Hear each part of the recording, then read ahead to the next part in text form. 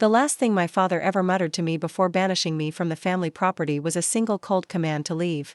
I was only 11 years old, standing on the gravel driveway with a single ragged duffel bag while the blinding headlights of the vehicle driven by my aunt cut through the humid night. He refused to turn around as I wept. For 2 decades I carried the crushing weight of that rejection, believing that my parents had discarded me like garbage. I built an entirely separate life 3 states away, ensuring that I would never depend on another human soul for comfort. Then out of nowhere, during my first real vacation in nearly 9 years, my phone screen flashed with a terrifying text message demanding that I return home immediately.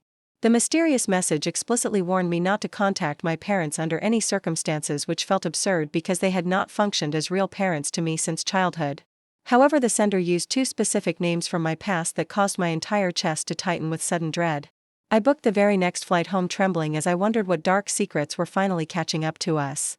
When my plane touched down, a private attorney and 2 uniformed police officers were already waiting for me at the arrival gate. The shocking reality they disclosed right there on the airport floor completely shattered everything I thought I knew about my childhood. The most agonizing action my father ever took was actually designed to protect my life, but what my mother did afterward is truly horrifying. To understand how we reached this point, you need to know who I am today. I am a 31-year-old large animal veterinarian working in the brutal winters of Montana, which means my days are filled with hard physical labor. I am entirely accustomed to handling chaotic emergencies in frozen barns at 3 in the morning while desperate livestock owners panic and prey around me. I became a master at remaining perfectly calm during the worst moments of other people's lives because that was exactly how I survived my own childhood. You learn to be useful like a sharp tool when you are raised without affection.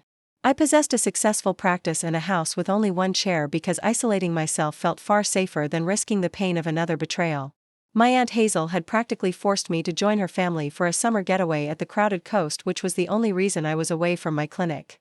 Hazel was the sister of my father, and she had raised me with genuine love rather than treating me like an unwanted burden. She supported my dreams and attended my graduation, acting as my only real family.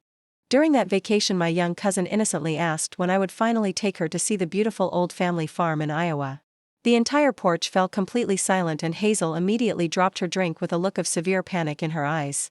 She shut the conversation down so fast that I instantly knew she was hiding a massive secret from me. Later that evening, my phone buzzed with that ominous text from an unknown number with an Iowa area code telling me to fly home in secret. It mentioned my Uncle Boyd and my mother Jolene, warning me that they could not discover my presence.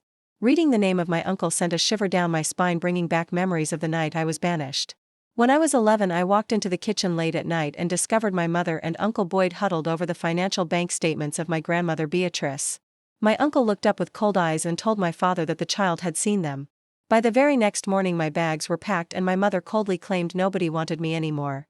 Now, after 20 years of silence, I was finally marching into the airport terminal to discover the truth. The attorney introduced himself as Grant Miller, and he led me into a private office alongside Detective Warren to explain the situation. Grant Miller looked at me with immense sorrow and explained that my father had actually passed away just 6 days ago. Before I could even process the grief, the attorney slid an old faded envelope across the table which bore my name in the distinct heavy handwriting of my father. Grant Miller explained that my father had accumulated massive evidence proving that my mother and Uncle Boyd had been criminally draining the entire estate of my grandmother Beatrice for many years. The investigator explained that my mother and uncle had been committing systematic financial exploitation against Beatrice. When I accidentally witnessed them altering the documents at 11 years old, they immediately forced my father to send me away to keep me quiet. My father knew he could not protect me from their dangerous greed while fighting them alone on the farm.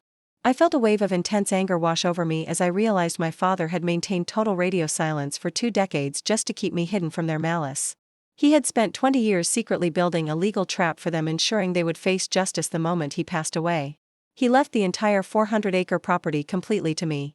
Suddenly the office door opened and my Aunt Hazel walked in, pale and weeping because she had taken a flight right behind mine. She confessed that my father had forced her to swear a solemn oath never to reveal the truth to me.